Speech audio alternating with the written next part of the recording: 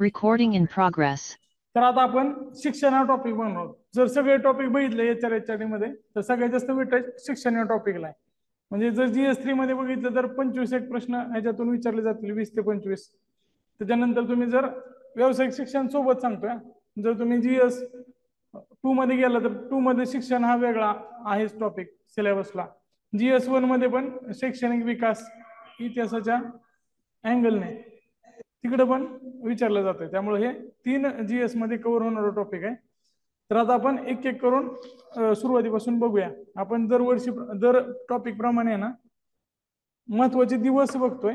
आता ह्याच्यामध्ये बघा, जागतिक शिक्षण दिवस 24 जानेवारीला साजरा केला जातो. अजून एक महत्वाचं काय तर 24 जानेवारीला राष्ट्रीय बालिका दिवस असतो. राष्ट्रीय बालिका दिन, बरोबर आहे. आपण महिला विकास मध्ये बघितलेला आहे. त्यासोबतच राष्ट्रीय बालिका दिन 24 जानेवारीला आणि 3 जानेवारीला काय महाराष्ट्र बालिका दिन. आता बालिका शिक्षण दिवस पण म्हणून साजरा केला जातो हा बालिका शिक्षण दिवस. हे काय क्रांतीज्योती सावित्रीबाई फुले यांचा वाढदिवस 3 जानेवारीला आहे आणि 24 जानेवारीला इंदिरा गांधींनी शपथ घेतली होती PM ची.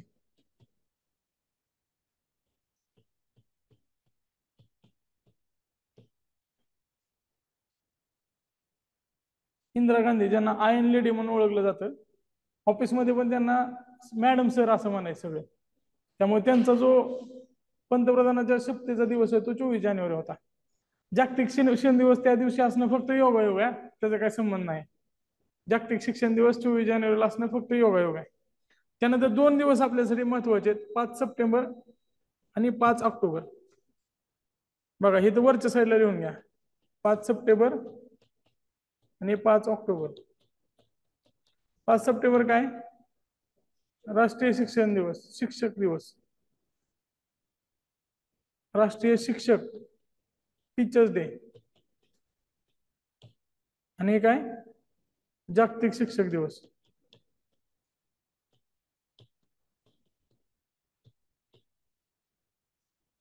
एका महिन्याच्या अंतरावर बरोबर आहेत, हे लक्षात असू द्या. त्यानंतर जागतिक विद्यार्थी दिवस 15 ऑक्टोबर.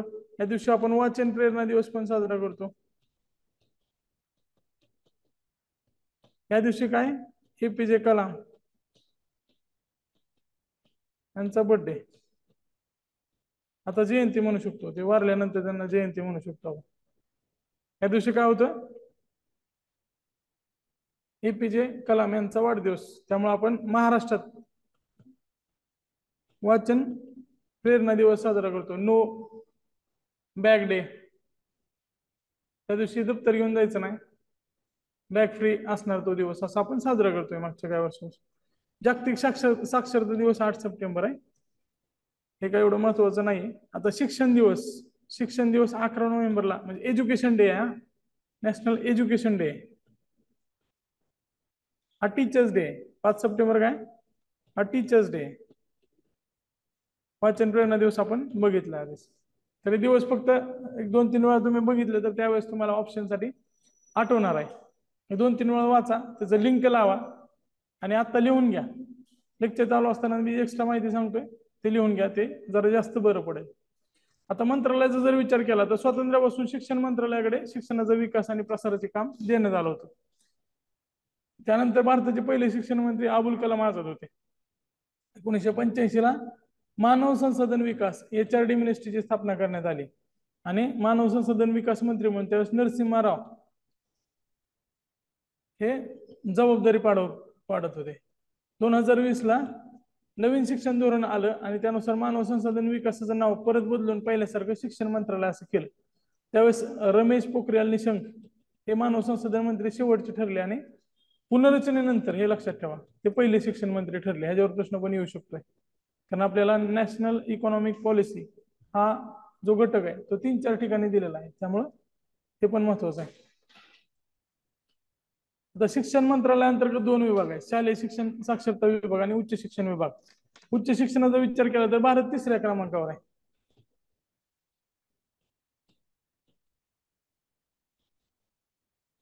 फर्स्ट काय अमेरिका किंवा USA शॉर्ट मध्ये,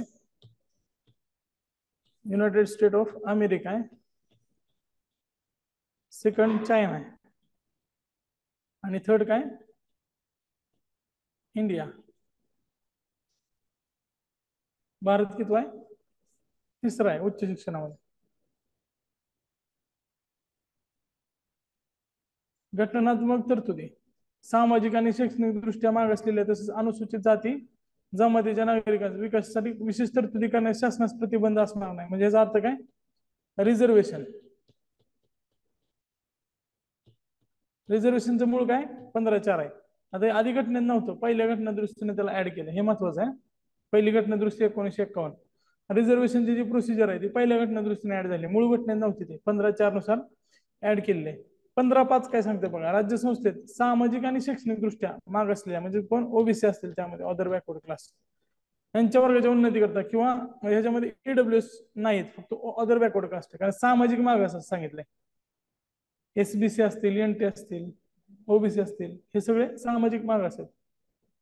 किंवा एससी आणि एसटी राज्याचे अनुदान मिळणाऱ्या आणि न मिळणाऱ्या म्हणजेच काय खाजगी, पूर्णतः खाजगी, तिथं सुद्धा शैक्षणिक संस्थांमध्ये विशेष तरतूद करू शकते. 93 घटना दुरुस्ती 2005 न तरतूद केलेली आहे. म्हणजे आधी प्रायव्हेट कॉलेजेसला आरक्षण नव्हतं, आता या 93 घटना दुरुस्तीनुसार प्रायव्हेट कॉलेजला सुद्धा आरक्षण आलंय. आता 15(6) खूप महत्वाचं आहे, कारण काय सांगितलं त्यामध्ये ईडब्ल्यूएस घटक ऍड केला, इकॉनॉमिकल.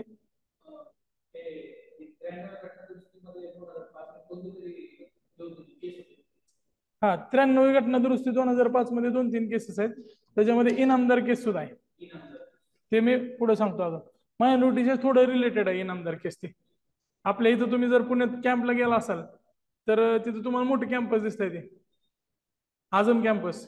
तर त्याचे जे डायरेक्टर आहेत तिथला चेअरमन आहे ते इनामदार आहेत. तर त्यांनी सांगितलं होतं की खास गेलं तुम्ही आरक्षण देताय, पण आमच्या कॉलेजमध्ये मायनॉरिटी आहे, मग त्यामध्ये आम्ही आरक्षण कसं करणार, कारण 50% आमच्याकडे ऑलरेडी मायनॉरिटी सीट आहेत. मग त्यामुळे तिथं मायनॉरिटीला वगळलेला आहे इनामदार केसमध्ये. ते आपण पुढे मायनॉरिटी ह्याच्यामध्ये पण बघूया. आर्थिकदृष्ट्या दुर्बल घटकाच्या शिक्षणासाठी शैक्षणिक संस्थांमध्ये आर्थिकदृष्ट्या दुर्बल घटकांना 10% आरक्षण देण्याची तरतूद 103वी घटना दुरुस्तीनुसार देण्यात आलेली आहे. 103वी घटना दुरुस्ती खूप महत्वाची आहे, 4 करून लक्षात ठेवा, वर्ष पण लक्षात असू द्या. ईडब्ल्यूएस ला 10% आरक्षण दिलं, ह्याच्या आधी दिलं होतं व्हीपी सिंगच्या काळात, पण त्याला कॉन्स्टिट्युशनल अमेंडमेंट नव्हती, त्यावेळेस ते इंदिरा साहनी केसमध्ये उडवून लावलं होतं आरक्षण. आता ते टिकलं, आणि ते रिवाईज ज्यावेळेस केलं त्यावेळेस पण ते टिकलं. चीफ जस्टिसचं बेंच होता आणि ते टिकलं. कलम 30 काय सांगते बघा, धार्मिक किंवा भाषिक अल्पसंख्याकांना स्वतःचे अस्तित्व जपण्यासाठी स्वतःच्या संस्था स्थापन करण्याचा आणि ते चालवण्याचा अधिकार असेल. कलम 30 धार्मिक आणि भाषिक अल्पसंख्याकांना. 41 कामाचा आणि शिक्षणाचा, ह्याच्यावर पण बऱ्याच प्रश्न आलेला आहे. कामाचा पण आहे आणि शिक्षणाचा पण अधिकार 41 मध्ये. 350A काय सांगते, राज्य सरकार स्थानिक स्वराज्य संस्था यांची जबाबदारी सांगितलेली आहे. कुठली? तर भाषिक अल्पसंख्याकांना मातृभाषेत शिक्षण देण्याचे. हे जे हक्क आहेत ते कसले हक्क आहेत? मूलभूत हक्काच्या त्या भागापेक्षा पुढील हक्क आहेत. काही हक्क असे आहेत की ते आपल्या भाग 3 मध्ये येत नाहीत पण घटनेत आहेत. तर भाग 3च्या बाहेरील हक्कामध्ये 350A चा समावेश होतो. आता सगळ्यात महत्वाचं 42वी घटना दुरुस्ती. आतापर्यंत बऱ्याच वेळा प्रश्न आलेला आहे, शिक्षण हा विषय समोरची सूचित टाकला होता. वने, वन्य प्राणी, हे सगळ्या गोष्टी, परत वजन मापे, प्रमाणके, हे टाकलं होतं, पण त्यासोबतच आहे ना नंबर लक्षात ठेवा. नंबर काय त्याचा 25 आहे. आता ह्याच्यावर प्रश्न येऊ शकतोय. 25 नंबरला तो विषय ऍड केलाय, कुठं? समोरच्या सूचीमध्ये. समोरची सूची 48 वरून 52 झाली ना, 47 वरून 52 झाली, 5 विषय ऍड केले. तर त्यावेळेस सूची क्रमांक 25 मध्ये शिक्षण टाकलेलं हे लक्षात असू द्या. नंतर तपास मजुरदार समिती, हे महत्वाचे. 1999 या समितीने शिफारस केली होती की शिक्षण हा विषय मूलभूत हक्कात समाविष्ट असावा, आणि परत ते टाकायला आपल्याला बरेच काळ गेला. 86वी घटना दुरुस्ती 2002, 3 वर्षानंतर ही घटना दुरुस्ती केली. आतापर्यंत हा प्रश्न महत्वाचा आहे, येऊ शकतो. तपास मुजुमदार समिती त्यांनी शिफारस केली होती पहिल्यांदा की शिक्षण हा घटक तुम्ही काय करा, मूलभूत हक्कामध्ये टाका. त्यानंतर मग 21A, 45 मध्ये सुधारणा, या सगळ्या गोष्टी केल्या ना आपण. 51A मध्ये टाकलं, 3 सुधारणा केल्या यावेळेस. 86व्या घटना दुरुस्तीने काय काय सुधारणा केली? 21A ऍड केलं मूलभूत हक्कामध्ये, 45च्या व्याख्येत बदल केली, आणि 51AK मध्ये एक नवीन तत्व जोडण्यात आला. पण ते शेवटी बघूया कम्पॅरेटिव्ह. 21A काय म्हणतोय बघा, 6 ते 14 वयोगटातील. आता 21 जे आहेत ना ते 6 ते 14 आहे, आणि 51A पण 6 ते 14 आहे. मात्र 45 मध्ये 6 वर्षापर्यंतच्या बालकांच्या शिक्षणाची तरतूद हे राज्याची जबाबदारी असेल. आता हे जास्त कन्फ्युज होत असेल ना, तर डीपीएसपी काय सांगते आपल्याला, राज्याचे मूलभूत काय तत्व आहेत ते सांगते. मग इथं राज्यच असणार आहे 100%, बरोबर आहे का? आता एक काय सांगते, तर पालकाची जबाबदारी सांगते, कर्तव्य सांगते, तर इथं पालकाची जबाबदारी असणार आहे फिक्स. त्यानंतर 21 काय, तर अधिकार आहेत एक मध्ये, सगळं अधिकाराचाच भाग आहे ना तो भाग 3. त्यामुळे इथं अधिकार सांगितले, फक्त वयाचं कन्फ्युजन होते आपल्यामध्ये. तर 6च्या आत जे शिक्षण देण्याची जबाबदारी आहे किंवा त्यांचे वाढवण्यासाठी योग्य पद्धतीने वाढ झाली पाहिजे अशी जबाबदारी कोणाकडे, राज्याकडे. आता भारतातील शैक्षणिक संस्था कोणत्या आहेत बघा. वॉरेन हेस्टिंगनं कलकत्ता इथे मदरसा स्थापन केलाय 1781 ला, आणि तो एक पहिली संस्थात्मक प्रयत्न झाला होता. वॉरेन हेस्टिंग हा बंगालचा गव्हर्नर होता, त्यानं तिथं कलकत्त्याला मदरसा स्थापन केला. परत जोनाथन डंकन यांनी बनारसमध्ये संस्कृत महाविद्यालयाची स्थापना केली, बरोबर 10 वर्ष, 1791 मध्ये. 1800 मध्ये रॉल्ड वेलेस्लीनं फोर्ट विलियम कॉलेज स्थापन केलं, पण त्याला हा जो निर्णय होता तो तिथल्या ज्या काय म्हणजे कंपनीचे बोर्ड ऑफ डायरेक्टर्स वगैरे होते त्यांना तो पटला नाही. ते म्हणले हे करता येणार नाही, तुम्ही फोर्ट विलियम कॉलेजमध्ये इथल्या संधी अधिकाऱ्यांना प्रशिक्षण द्यायचं नाही. मग हे कॅन्सल करून लंडनमध्ये हेलिबरी स्थापन केलं. तर ते माहिती आहे 1804 मध्ये, तुम्ही ते वाचलं असेल इतिहासामध्ये. ते 1804चं हेलिबरी आपल्यात का लिहिलं नाही, कारण आपण भारतातील शैक्षणिक संस्था बघतोय फक्त. त्यानंतर लंडन कॉलेज वगैरे मध्ये विद्यापीठामध्ये आधी संधी सेवेचं प्रशिक्षण दिलं जायचं त्याच्या आधी, लंडन केम्ब्रिज मध्ये वगैरे. हा, त्यानंतर बघा 1813 खूप महत्वाचं वर्ष आहे, कारण शिक्षणाची मागणी होत होती. आपल्या इथले काही लोक शिकले होते आणि ते म्हणत होते आम्हाला पण शिक्षण दिलं पाहिजे. तर त्यावेळेस चार्टर ऍक्ट न पहिल्यांदा 1 लाख वार्षिक अनुदानाची तरतूद केली. ह्याच्या आधी जे काही असे संस्थानिक होते, म्हणजे शाहू महाराजांसारखे, गायकवाड, सयाजीराव गायकवाड साहेब सर, त्यांच्यासारखे जे राजे होते, महाराजा सयाजीराव यांच्यासारखे मोजके संस्थानिक होते, ते शिक्षणाचा विचार करत होते. पण हे पहिल्यांदा असं होतं की बजेटमध्येच तरतूद केली. 1 लाख रुपये वार्षिक अनुदानाची तरतूद, आणि शिक्षण ही कंपनीने सरकारची जबाबदारी असल्याचे पहिल्यांदाच नमूद केले की शिक्षण देणं ही कंपनी सरकारची जबाबदारी आहे.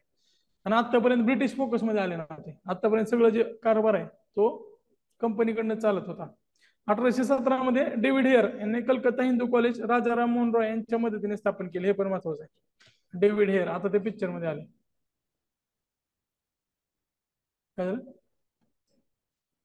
हा हा, तर यातले बरेच प्रश्न आधी पण विचारलेले आहेत. 1835 कलकत्ता मेडिकल कॉलेजची स्थापना झाली. आनंदी गोपाळ जर बघितलं असेल तुम्ही पिक्चर, तर त्याच्यामध्ये त्यांना कलकत्ता मेडिकल कॉलेजमध्ये पाठवलेलं होतं. आनंदी गोपाळ मध्ये आहे, आनंदी गोपाळ मध्ये ह्याचा रेफरन्स येतोय. 1849 मध्ये कलकत्ता येथे हिंदू बालिका विद्यालय ईश्वरचंद्र विद्यासागर आणि ड्रिंक वॉटर बेतून यांनी मिळून स्थापन केले. त्यामुळे भारतात जसं महात्मा फुलेंनी काम केलं, तसंच ईश्वरचंद्र विद्यासागर यांनी देशामध्ये काम केलेलं आहे. महाराष्ट्रामध्ये कसं त्यांचं काम आहे, तसं कलकत्त्यामध्ये विद्यासागरचं काम आहे. महाराष्ट्रातील शैक्षणिक संस्था बॉम्बे एज्युकेशन सोसायटी डिकॉन बर्नेजद्वारे फक्त युरोपियनांसाठी होती. नेटिव्ह जी होती ती इथल्या लोकांसाठी होती. बॉम्बे एज्युकेशन सोसायटी फक्त आणि फक्त युरोपियनांसाठी होती. फास्ट नाही होत ना? त्यानंतर अशी मागणी होऊ लागली की इथल्या लोकांना पण शिकवलं पाहिजे, तर त्यासाठी native education school book society असं स्थापना झाली. त्याचे अध्यक्ष एल्फिन्स्टन होते आणि जॉर्ज सर्व्हिस हे त्याचे सचिव होते.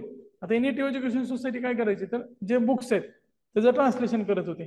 ट्रान्सलेशन करायला सगळ्यात त्यावेळेस आवश्यक गोष्ट होती, कारण भाषेचा अडथळा होता. त्यामुळे ट्रान्सलेशन करण्याची जबाबदारी पण नेटिव्ह स्कूल बुकने घेतली. युरोपियन ग्रंथाच्या भाषेत, भारतीय भाषेत म्हणजे वर्नेक्युलर लँग्वेज मध्ये त्याचा ट्रान्सलेशन करायचं आणि भारतात शिक्षणाचा प्रसार करायचा. नंतर पुण्यामध्ये ज्यावेळेस पुण्यातलं 1818 मध्ये पेशव्याचं सरकार पडलं, त्यावेळेस संस्कृत पाठशाळा अडचणीत आल्या. त्यावेळेस मग इंग्रजांनी त्यावेळेस भूमिका घेतली. एल्फिन्स्टन संस्कृत पाठशाळा पुणे, त्यावेळेस एल्फिन्स्टन सुरुवातीला कमिशनर होता, परत त्याला इथला गव्हर्नर पण बनवला. 1823 मध्ये अभियांत्रिकी संस्था स्थापन करण्यात आली. डेली जॉर्ज सर्व्हिस याने गणित शिल्प विद्यालय स्थापन केले. माध्यम मातृभाषा होती, त्यामध्ये सिव्हिलच्या 2 ब्रँचेस, सर्वेस आणि बिल्डर्स अशा 2 शाखा होत्या. 1832 मध्ये विल्सन कॉलेज स्थापन करण्यात आले, हे पण खूप जुनं कॉलेज आहे. 1885 मध्ये ग्रँड मेडिकल कॉलेजची स्थापना झाली. नंतर 1835 मध्ये Elphinstone college, Elphinstone road, Elphinstone station, ज्याला आता प्रभादेवी स्टेशन आपण म्हणतोय, तर मुंबईला एल्फिन्स्टन कॉलेजची स्थापना 1835 मध्ये करण्यात आली. 1855 मध्ये पब्लिक एज्युकेशन डिपार्टमेंट आलं. पब्लिक एज्युकेशन डिपार्टमेंट त्यानंतर 1857 मध्ये जे स्कूल ऑफ आर्ट मुंबईची स्थापना करण्यात आली. 1884 मध्ये डेक्कन एज्युकेशन सोसायटी पुण्यामध्ये स्थापन झाली. आता डेक्कन एज्युकेशन सोसायटीच्या सगळ्या न्यू इंग्लिश स्कूल दिसत असेल तुम्हाला, किंवा मग इकडं FC कॉलेज असेल, हे सगळे डेक्कन एज्युकेशन सोसायटीच्या अंडर येत आहेत. त्यानंतर 1885 ला फर्ग्युसन कॉलेजची स्थापना झाली. 1830 ला हे पण लक्षात ठेवा, 1930 ला गोखले इन्स्टिट्यूट पुणे. तुम्ही जर इथं BMCC रोडला बघितलं असेल तर गोखले इन्स्टिट्यूट दिसते तुम्हाला. आता त्याचे पहिले संचालक त्यावेळेसचे अर्थतज्ञ धनंजय गाडगीळ, त्यांचा परत प्लॅनिंग कमिशन मध्ये पण मोठा रोल आहे. नीती आयोगाचे उपाध्यक्ष राजीव कुमार सुद्धा या संस्थेचे कुलपती राहिलेले आहेत. आता विद्यापीठाची माहिती आपण परत बघूया. आता शिक्षणाच्या सद्यस्थितीवर एक सर्वे आला होता, फक्त शॉर्ट मध्ये बघून घ्यायचा. All India survey of higher education ह्याच्यामध्ये सांगितलं होतं की 2015-16 ते 2019-20 मध्ये विद्यार्थी नोंदणीत 11.4% वाढ झालेली आहे. आता फक्त आपल्याला ट्रेंड बघायचे त्या याच कालावधीत महिलांमध्ये वाढ जे 18.2%, म्हणजे महिलांच्या नोंदणीत सुद्धा चांगल्या पद्धतीने वाढ झालेली आहे. एकूण नाव नोंदणीत वाढ जर गेल्या 1 वर्षात 3.4% वाढ झाली होती आणि 19-20 मध्ये 3.85 कोटीने वाढ झाली होती. त्यानंतर लिंग समानता निर्देशांक तो वाढलेला आहे. म्हणजे GPI मध्ये 2018-19 मध्ये 1 होता आणि 19-20 मध्ये 1.1 वाढलेला आहे. म्हणजे याचा अर्थ काय, तर जेंडर पॅरिटी मध्ये महिला पुढे गेलेले आहेत आता शिक्षणात. तुम्ही UPSCचा रिझल्ट बघताय, 10वीचा बघताय, 12वीचा बघताय, तर ही एक चांगली गोष्ट आहे. आता एकूण नाव नोंदणी आणि गुणोत्तर मध्ये फक्त ग्रॉस एनरोलमेंट रेट जे आहेत, एनरोलमेंट रेट म्हणजे काय, तर उच्च शिक्षणामध्ये नाव नोंदणी व्हायचा तो किती 19-20 मध्ये 27.1% होता. तो 18-19च्या 26.3% पेक्षा वाढलेला आहे. म्हणजे जेवढे मुलं शिकतायत 100 पैकी 27% उच्च शिक्षण घेत आहेत, असा त्याचा अर्थ होतो. साधारण 4-5 गोष्टी फक्त लक्षात ठेवा. उच्च शिक्षणाचं प्रमाण 27%च्या आसपास आहे, तुम्ही अंदाज लावू शकता. बरोबर. आता शिक्षणाच्या समिती आणि आयोग हा पण महत्वाचा घटक आहे. लॉर्ड मॅकॉले, ब्रिटिश शासनाने लॉर्ड मॅकॉले यांच्या अध्यक्षतेखाली कमिटी ऑन पब्लिक इन्स्ट्रक्शन नावाची समिती स्थापन केली होती. आता ह्याची गरज का पडली, तर आपल्याला ठरवायचं होतं की आपण शिक्षण कुठल्या भाषेत द्यायचं. त्यांच्याजवळ प्रश्न काय होता की इंग्लिशमध्ये द्यायचं का व्हर्नाक्युलर लँग्वेज मध्ये द्यायचं. तर त्याच्यामध्ये 2 गट पडले होते आणि हा वाद बराच वाढला होता. त्याच्यामध्ये पौर्वात्य भाषा घटक आणि पाश्चिमात्य भाषा घटक. पाश्चिमात्य भाषांना वाटत होतं की इंग्लिश मध्ये द्यायला पाहिजे, पौर्वात्य म्हणजे म्हणत होते की ते व्हर्नाक्युलर मध्ये द्या, मातृभाषेतनं द्या. आता यातले विल्सन, जोन्स आणि प्रिन्सेप तुम्ही वाचला असेल, ST प्रिन्सेप, अशोकाचा पहिल्यांदा शिलालेख ज्याने डिकोड केला, त्यांचा संस्कृत मध्ये खूप जास्त इंटरेस्ट होता. विलियम जोन्स माहिती आहे, एशियाटिक सोसायटी स्थापना केलेली, ह्यांचा पण संस्कृत ग्रंथामध्ये इंटरेस्ट होता. आता ओरेस विल्सन हे थोडं वेगळं नाव आहे, कधी तुम्हाला जास्त वाचले आलेलं नसेल. आता याच्यामध्ये तुम्ही असं एकत्रित लिहा, जोन्स प्रिन्सेप विल्सन किंवा Wilson Jones Prinsep, Wilson Jones Prinsep. थोडीफार पार्श्वभूमी असेल तर तुम्ही कन्फ्युजन झालं तर त्याला बाजूला काढू शकताय. तर ह्यांचा इंटरेस्ट कशात होता, व्हर्नाक्युलर लँग्वेज मध्ये होता. इकडच्या साईडला राजा राममोहन रॉय जे होते त्यांचा इंटरेस्ट इंग्लिश मध्ये होता. त्यांना वाटत होतं तिकडे बरेचसं नॉलेज आहे, लिबर्टी आहे, स्वातंत्र्य आहे, समता आहे, बंधुता आहे. फ्रेंच क्रांतीचा जे उत्सव आहे त्यांनी तो साजरा पण केला होता. त्यामुळं डफ, ट्रॅव्हलिन आणि हेबर. आता डफ हे जे ते वेगळे डफ आहे, ग्रँड डफ वेगळा आहे. ग्रँड डफ ज्यांनी आपला मराठ्यांचा इतिहास इंग्लिश मध्ये लिहिला ते वेगळेच, ते हे वेगळे आहेत. अलेक्झांडर डफ आहे ते ग्रँड डफ आहेत. तर डफ, हेबर आणि ट्रॅव्हलिन हे सांगत होते की तुम्ही इंग्लिश मध्ये शिक्षण दिलं पाहिजे. तर इथं डफ, ट्रॅव्हलिन, हेबर, राजा राममोहन राय तर तुमच्या लक्षात राहतीलच. तर जे समिती होते त्या समितीमध्ये 2 गट पडले. आता सगळा जो निर्णय होता तो कोणाकडे आला, लॉर्ड मॅकॉलेकडे आला, आणि तो स्वतः पाश्चात्य विचारसरणीचा होता. त्यांनी बऱ्याच वेळा अशी विधाने केली होती की a single shelf of good European library was worth to whole native literature in India and Arabia. Arabian इंडियामध्ये जेवढं साहित्य आहे ते जर आपण एकत्रित केलं तर तेवढ्यानं फक्त ब्रिटिश साहित्याची किंवा पाश्चिमात्य साहित्याची, युरोपियन साहित्याची एक कपाट सुद्धा भरणार नाही. म्हणजे आमच्याकडे नॉलेज खूप जास्त आहे आणि आमच्याकडे व्हाईट मेन बर्डन असं म्हणायचं, ते आमच्यावर जबाबदारी आहे की आम्ही काळ्या लोकांना शिकवलं पाहिजे. तर त्याला व्हाईट मेन्स बर्डन या सगळ्या गोष्टींना तो ग्रासलेला होता. त्याचे जे पत्र आहेत, आता ते पत्र आपल्या नॅशनल लायब्ररीमध्ये वगैरे ठेवलेले आहेत. तर त्याच्यामध्ये त्यांनी त्याच्या घरच्यांना सांगितलं होतं की इथले लोक मागासलेले आहेत, ह्यांना शिक्षण देणं आमचं जबाबदारी वगैरे आहे. मॅकॉलेच्या सिद्धांतानुसार इंग्रजी हेच माध्यम पाहिजे आणि कंपनीकडे सर्व भारतीयांना शिक्षण देण्यासाठी पुरेसा उपलब्ध निधी नाहीये, त्यामुळे तो ट्रिकलिंग डाऊन थेअरीनुसार शिकवलं पाहिजे. म्हणजे आपण श्रीमंतांना शिकवा, ते हळूहळू खाली पसरत जाईल नॉलेज.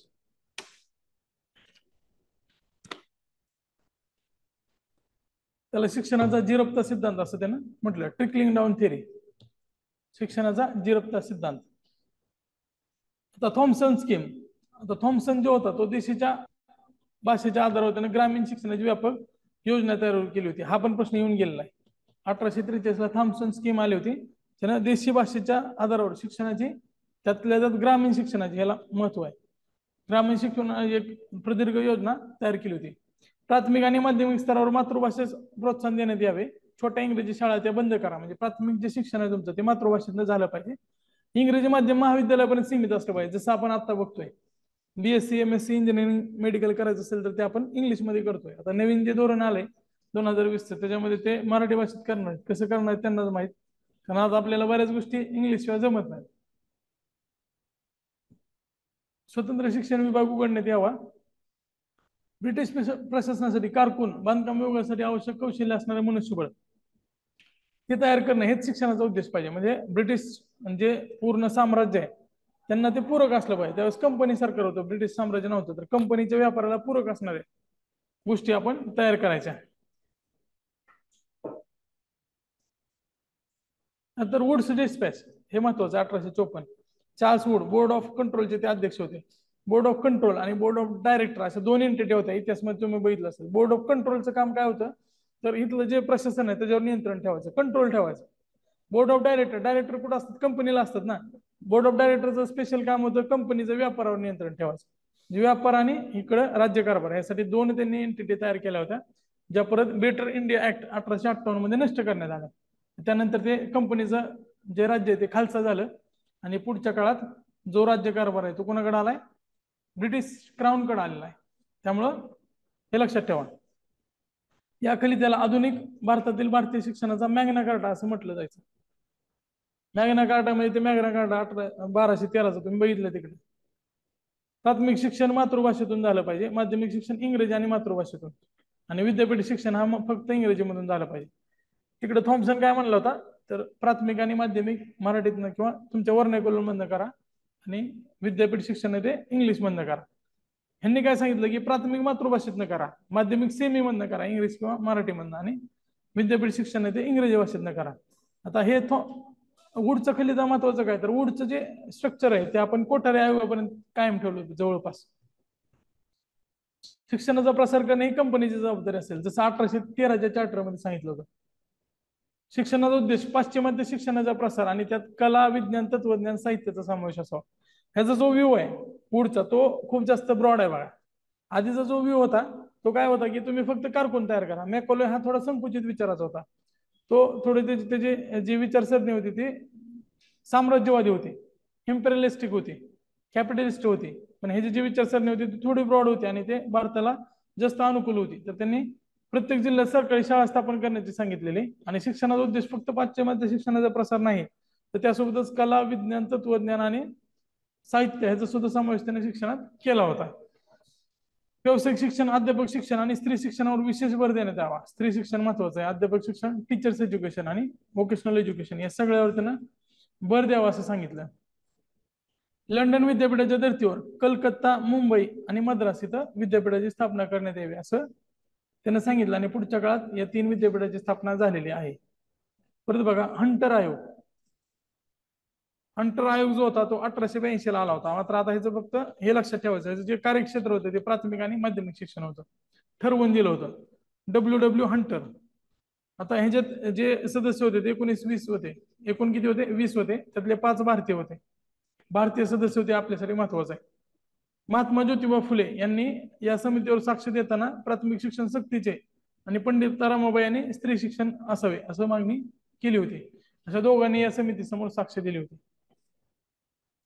आधीच्या ज्या समित्या नेमल्या जायच्या ते असे प्रत्येक ठिकाणी फिरायचे आणि लोकांचे मत जाणून घ्यायचे, आणि त्यानंतर त्यांच्या समितीचा जो अहवाल आहे तो ब्रिटिश क्राऊनला सादर करायचे. त्या संसदेत त्याची चर्चा व्हायची आणि त्याच्यावर नंतर कायदा तयार व्हायचा, अशी ती पद्धत होती. प्राथमिक शाळांची जबाबदारी नव्याने स्थापन झालेल्या स्थानिक स्वराज्य संस्थांकडे देण्यात यावी. आधी सांगितलं जायचं बघा, रॉयल कमिशनची स्थापना. रॉयल कमिशन म्हणजे काय, तर जो कमिशनची स्थापना इंग्रजच्या ब्रिटिश राजाच्या किंवा त्यावेळेसच्या राणीच्या सहीने झालेली, त्याला रॉयल कमिशन. रॉयल म्हणजे किंग न किंवा ज्याला आपण राज घराण्यातून तयार झालेले असं म्हणतो. तर रॉयल राजघराण्याला जोडून वापरतो आपण. आणि रॉयल कमिशन म्हणजे काय, तर जे क्राऊन सहीनं स्थापन केलेली समिती असेल त्याला रॉयल कमिशन किंवा रॉयल समिती असं म्हटलं जायचं. प्राथमिक शिक्षण मातृभाषेतूनच दिलं पाहिजे. माध्यमिक शिक्षणामध्ये व्यावसायिक शिक्षणाचा समावेश करावा. शाळेतून धार्मिक शिक्षण देऊ नये. हंटर आयोग त्याने त्यांची जास्त जवळ होती ती अलीगड युनिव्हर्सिटीची जास्त हंटरची जवळीक होती. तुम्ही इतिहासामध्ये वाचलं असेल त्यांचा स्वभाव वगैरे कसा होता. स्त्री शिक्षणाची नेमणूक करण्यात यावी. अनुसूचित जाती जमातीच्या मुलांसाठी विशेष शिक्षणाची योजना राबवावी. म्हणजे यांनी SC ST मायनॉरिटी आणि फिमेल यांच्या एज्युकेशनवर भर दिला. त्यातल्या त्यात मुस्लिम साक्षरता वाढवण्यावर त्यांनी लक्ष द्यावं असं सांगितलं. SC ST मायनॉरिटी आणि फिमेल या शिक्षणावर हंटरनं भर दिला. आणि सगळ्यात महत्वाचं काय, त्याच्यामध्ये भारतीय सदस्य होते आणि यांनी म्हणजे त्याचं पूर्ण लक्ष होतं ते प्राथमिक आणि माध्यमिक शिक्षणावर होतं. त्याचा तो एरिया त्यांनी आखून दिला होता की तुम्ही फक्त शिफारशी प्राथमिक आणि माध्यमिक शिक्षणावरच करायचे आहे. प्रिलिमला पण तेवढंच महत्वाचं आहे हा टॉपिक. रॅली कमिशन 1902 ला आलं होतं, थॉमस रॅले यांच्या अध्यक्षतेखाली. त्यावेळेस भारतीय सदस्य 2 होते. याच्यावर प्रश्न आलेला आहे आणि परत पण येऊ शकतो. सईद हुसेन बिलग्रामी आणि गुरुदास बॅनर्जी हे 2 सदस्य भारतीय होते. या 2 सदस्यांची नेमणूक लॉर्ड कर्झन यांनी केली होती. जे लॉर्ड कर्झनची जी सिमला परिषद शिक्षणाविषयी बोलवली होती, शिक्षणामध्ये पुनर्रचना करण्याची, त्यासाठी त्यांनी रॅली कमिशन नेमलं होतं. खरं तर लॉर्ड कर्झनची तुलना टिळक आणि औरंगजेब सोबत केली होती. मात्र लॉर्ड कर्झन जो होता त्याला सगळ्यात जास्त भारताविषयी माहित होतं. पण मोहम्मद तुगलक कसा त्याच्या योजना अंमलात आल्या नाही, तसं कर्झनचं झालं.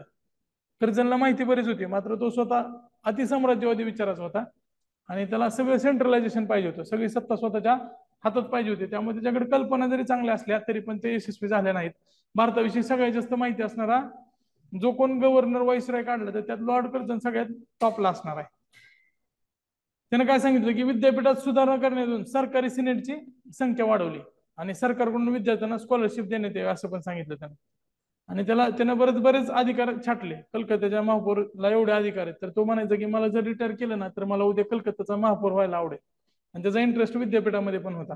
उच्च शिक्षण हे बॅकबोन आहे देशाच्या पुढच्या भविष्याचं असं त्याला वाटायचं.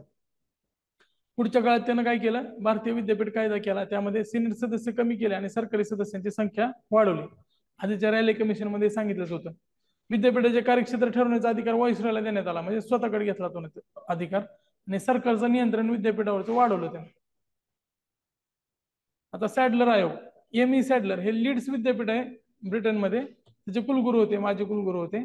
त्याच्यामध्ये 2 सदस्य होते. आशुतोष मुखर्जी हे कलकत्ता विद्यापीठाचे म्हणजे कुलगुरू होते, व्हाईस चान्सलर होते, VC होते.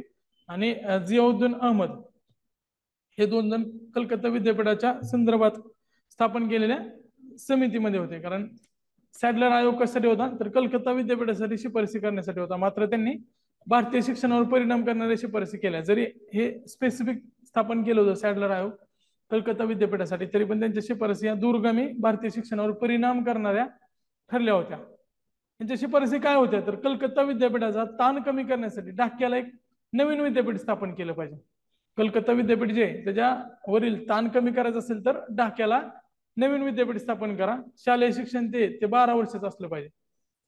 आता सध्या पण 12 वर्षाचं होतं. आता नवीन एज्युकेशन पॉलिसीनुसार ते बदलणार आहे, आपण ते परत बघूया. सध्या हे सगळं व्यवस्थित पूर्ण करू. माध्यमिक शिक्षणाचा दर्जा सुधारला पाहिजे. सध्या जो माध्यमिक शिक्षणाचा दर्जा आहे तो सुधारला पाहिजे. माध्यमिक, उच्च माध्यमिक आणि विद्यापीठ असं शिक्षणाचे 3 स्तर असलं पाहिजे. बघा, हंटरला सांगितलं होतं प्राथमिक आणि माध्यमिक, तो तिथं सीमित राहिला. यांना सांगितलं होतं कलकत्ता विद्यापीठाच्या शिक्षणावर शिफारसी करायची, पण यांनी प्राथमिक पासून ते विद्यापीठ पर्यंत सगळ्या शिफारसी केलेले आहेत, ते लक्षात असू द्या. त्यांनी काय सांगितलं की प्राथमिक शिक्षणाला नॅशनल इम्पॉर्टन्स दिलं पाहिजे. राष्ट्रातलं जे सगळ्यात जास्त महत्व आहे ते प्राथमिक शिक्षणाला असलं पाहिजे, कारण हे फाउंडेशन स्टेज आहे. त्यानंतर महिला आणि व्यावसायिक शिक्षणावर सुद्धा विशेष लक्ष देण्याविषयी त्यांनी सांगितलं होतं.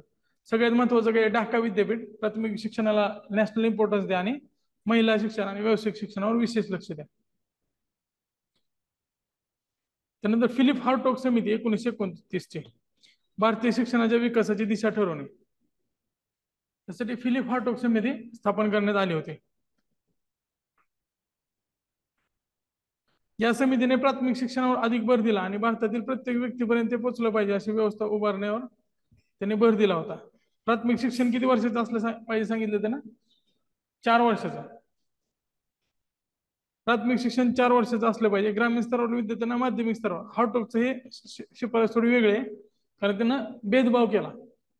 ग्रामीण विद्यार्थी आणि शहरी विद्यार्थी ह्याच्यामध्ये भेदभाव करणारी ही पहिली समिती. त्यांनी काय सांगितलं की ग्रामीण विद्यार्थी आहेत ना, त्यांना सायन्स घेऊ द्यायचं नाही, त्यांना तुम्ही आधीच रोखा आणि त्यांना व्यावसायिक शिक्षण द्या. कारण ग्रामीण व्यवस्था त्यावेळेसची स्वयंपूर्ण होती. 12 बलुतेदार आणि 18 बलुतेदार त्यावेळेस स्ट्रॉंग होती ती व्यवस्था. तर त्यांना व्यावसायिक शिक्षण दिलं तर ते त्या क्षेत्रात जातील. त्यांना पुढे साहित्यिक किंवा बाकीच्या गोष्टी शिकवायची गरज नाही. त्यांना तुम्ही ग्रामीण विद्यार्थ्यांना व्यावसायिक शिक्षणातच पाठवा. त्यांना काय वोकेशनल एज्युकेशनचे धडे द्या आणि ते कुठे जातील, त्यांचा व्यवसाय करतील पुढच्या काळात, असं त्यांनी स्पष्ट सांगितलं होतं. हेच खूप महत्वाचं आहे. त्यानंतर शिक्षकाचा पगार वाढवा अशी सुरुवात हार्टोगने केली. त्यानंतर प्रत्येक समितीने परत शिक्षकाच्या पगारावर बोट ठेवलेला आहे. शिक्षकाचा जर पगार वाढवला असेल तर काय होईल, चांगली लोक या क्षेत्राकडे येतील आणि या क्षेत्राची जी इफिशियन्सी आहे ती चांगली होईल. हुशार विद्यार्थ्यांना अट्रॅक्ट करणारी सगळ्यात महत्वाची घटक कोणते आहे? पगार आहे. तर पगार चांगला असला तर हुशार विद्यार्थी या क्षेत्राकडे येतील. नंतर अबॉट वूड समिती 1936 ला स्थापन करण्यात आली. उद्देश काय होता? व्यवसाय शिक्षणाच्या समस्या आणि विकासावरील उपाययोजना सुचवणे. शिफारस काय तर व्यवसाय शिक्षणाची एक प्रभावी व्यवस्था उभारली पाहिजे. त्याकरता पॉलिटेक्निक, टेक्निक आणि कृषी विद्यापीठ स्थापन केले पाहिजेत. अबॉट वूड समिती.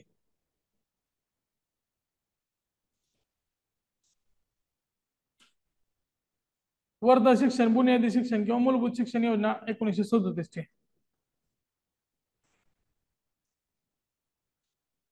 आता वर्धा शिक्षण योजना जी होती 1937 ची, तर मेन होती ती महात्मा गांधींनी हरिजन वृत्तपत्रात लेखमाला लिहिली होती.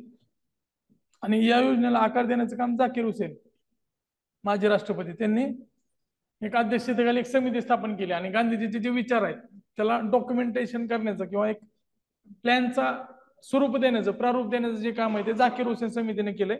दोन्ही नावं लक्षात ठेवा. वर्ध शिक्षणला बुनियादी शिक्षण किंवा मूलभूत शिक्षण योजना असं सुद्धा म्हटलं जायचं. त्यांनी हेड, हार्ट अँड हँड म्हणजेच बौद्धिक विकास. हेड म्हणजे काय? बौद्धिक विकास. हार्ट म्हणजे काय तर भावनिक विकास. आणि हँड म्हणजे काय? कार्यात्मक सर्जनशीलता.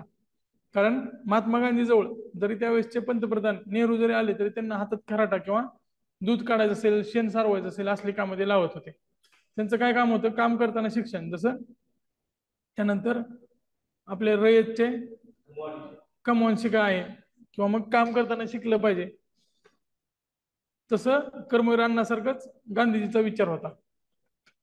त्यामुळे त्याने हेड, हार्ट आणि हँड, बौद्धिक विकास, मानसिक विकास आणि काम केलं पाहिजे. म्हणजेच काय? कार्यात्मक सृजनशीलता, इनोव्हेशन असलं पाहिजे त्यामध्ये. शिफारसी काय होते तर प्राथमिक शिक्षण सक्तीचं आणि मोफत पाहिजे. शिक्षणातून स्वयंरोजगाराची निर्मिती झाली पाहिजे. शिक्षण घेतलेल्या व्यक्तीला स्वतःचा रोजगार तरी मिळवता आला पाहिजे. शिक्षणाचं माध्यम मात्र मातृभाषा असली पाहिजे.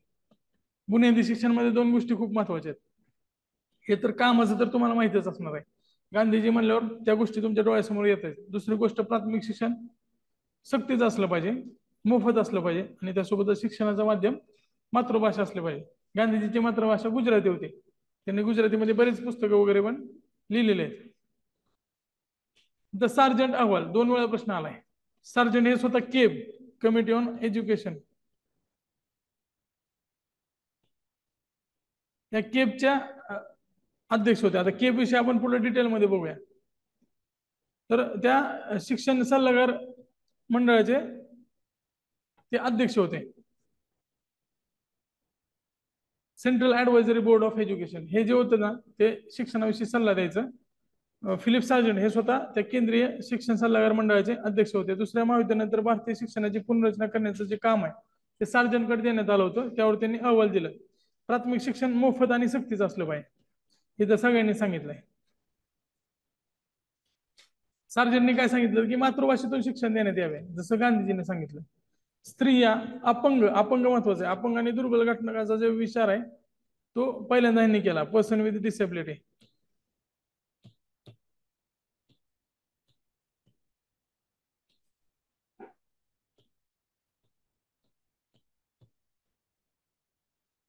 स्त्रियाचा विचार तर आधी बऱ्याच समितीने केला होता, पण सार्जंटनं पीडब्ल्यूडीचा पण विचार केला. शिक्षणाच्या खर्चासाठी शासकीय खर्चाच्या 5% रक्कम खर्च झाली पाहिजे, ह्याला पण स्टार करून लक्षात ठेवा. शिक्षक प्रशिक्षणासाठी प्रौढ शिक्षणावर विशेष लक्ष दिलं पाहिजे. शिक्षक प्रशिक्षण, टीचर्स एज्युकेशन आणि अडल्ट एज्युकेशन, अडल्ट लिटरसी ह्याच्यावर भर द्या असं सार्जंटनं सांगितलं. त्यानंतर उच्च शालेय शिक्षणाचे अकॅडमिक आणि टेक्निकल असे 2 भाग करा.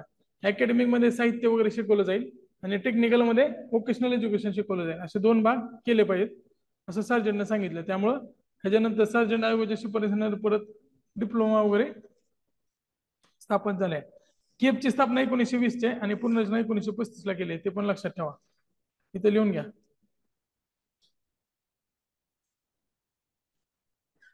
स्थापना जरी लिहिली तर बस.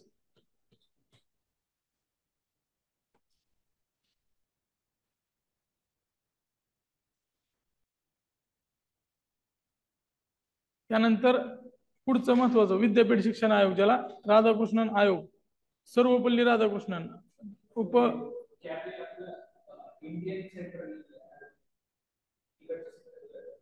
भारताची होती. Central advisory board of India भारताची होती. स्पेशली भारतातल्या शिक्षणाविषयी इथल्या गव्हर्नर जनरलला किंवा नंतर व्हाईसरॉयला सल्ला देणार आहे. व्हाईसरॉयला सल्ला देणारी ही महत्वाची संस्था होती. सर्वपल्ली राधाकृष्णन जे होते ते बनारस हिंदू विद्यापीठाचे माजी कुलगुरू आहेत. पुढच्या काळात उपराष्ट्रपती आणि राष्ट्रपती या पदापर्यंत गेले. त्यांच्या शिक्षणाविषयी कार्यामुळे त्यांना परत त्यांच्या वाढदिवसाला आपण शिक्षण दिन साजरा करतोय. शिफारसी काय तर प्राथमिक, माध्यमिक तसंच उच्च शिक्षण सुद्धा मातृभाषेत दिलं पाहिजे, हे आता आपण 2020 NEP न करतोय. इथं असं लिहित चला मी जे सांगतोय ते, आणि प्रश्न ह्याच्यावरच फ्रेम होणार आहे. ज्याच्यावर प्रश्न फ्रेम होणार आहे ते मी तुम्हाला बाजूला लिहून देतोय, तर ते तुम्ही पण लिहित चला. 12 वर्षाच्या शालेय शिक्षणानंतर विद्यापीठ शिक्षण असावे. आता सध्या 12+ आहे ना, सध्या अशी कंडिशन आहे, पण NEP नुसार बदलणार आहे. प्रशासकीय सेवेसाठी विद्यापीठाची पदवी बंधनकारक नसावी, ह्याच्यावर प्रश्न आलेला आहे, आधी प्रश्न आलेला आहे. ग्रेस मार्क पद्धत बंद करावी. कंडोलन्स, कंडोलन्स माहिती आहे ना, जर समजा 34 मार्क असले तर डॉलर लिहून येते. तुमच्या इंजिनिअरिंगच्या पोरांना माहित असेल 7 मार्काचं कंडोलन्स असते. जर 700 मार्काचा पेपर असेल ना तर 7 मार्काचं कंडोलन्स दिलं जाते. ज्यांनी इंजिनिअरिंग केलंय त्यांनी डॉलर बघितले असतील. जर मॅथ्स वगैरे अवघड असेल किंवा मग टॉस तुमचं टॉम असेल, DSS असेल, डिझाईन स्टील M3, असे डॉलर दरवर्षी ज्यांनी इंजिनिअरिंग मनापासून केले त्यांना भेटले असते. तर परीक्षा पद्धतीत वैकल्पिक विषयाचा समावेश करण्यात यावा. आता सध्या हे NEP 2020 मध्ये केलेलं आहे.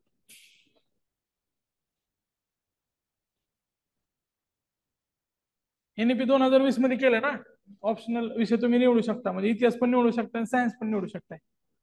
आता हे कसं होईल भविष्य, ते आपल्याला कोरोनाची जी पिढी आहे ते आता कळले, तिथले डॉक्टर, इंजिनियर आणि जे लॉयर झालेत.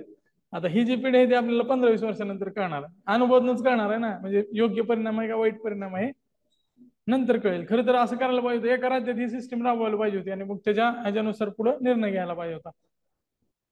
पण आता ते त्यात तज्ज्ञ लोक आहेत, त्या तज्ज्ञ लोकांमुळं त्याच्या पुढे आपण जाऊ शकत नाही. पुढे बघूया. NCC प्रशिक्षण सर्व विद्यार्थ्यांना देण्यात यावे. NCC प्रशिक्षण आता महाविद्यालय स्तरापासून केलं जातं, ते सगळ्यांना देण्यात यावं असं सांगितलंय. शिक्षकांना आकर्षक पगार, हे परत सार्जंटनं पण सांगितलं होतं, जेणेकरून हुशार व्यक्ती या क्षेत्राकडे वळतील. UGC स्थापना, ह्याच्यानुसार UGC ची स्थापना पुढे करण्यात आलेली आहे. कमिटीचं रूपांतर कमिशन मध्ये करण्यात आले. कृषी या विषयाचा समावेश प्राथमिक, माध्यमिक आणि उच्च शिक्षणात केला पाहिजे, हे जरा क्रांतिकारी शिफारस होते. शिक्षण हा विषय समोर सूचित टाकावा, तो 42व्या घटना दुरुस्तीने टाकला 1976 मध्ये, आणि त्याला 25वा नंबर दिलाय. मुलींसाठी वेगळा अभ्यासक्रम असावा, हा जरा वेगळी शिफारस आहे, मुलींसाठी वेगळा अभ्यासक्रम.